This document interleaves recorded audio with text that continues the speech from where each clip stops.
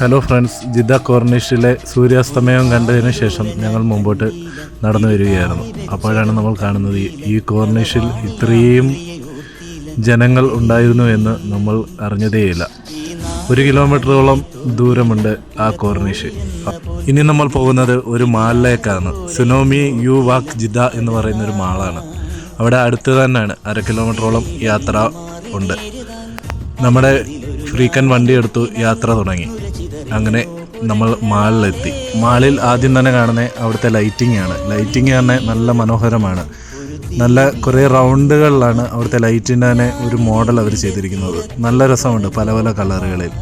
മാളിൽ അത്യാവശ്യം തിരക്ക് തന്നെയുണ്ട്. അവിടെ നിന്ന് കുറച്ച് വീഡിയോ ഒക്കെ എടുത്ത് കുറച്ച് ഫോട്ടോ ഒക്കെ എടുത്തതിന് ശേഷം മാളിൻ്റെ മറ്റൊരു സൈഡിലായിട്ട് നല്ലൊരു വെള്ളച്ചാട്ടം അവർ അറേഞ്ച് ചെയ്തിട്ടുണ്ട്.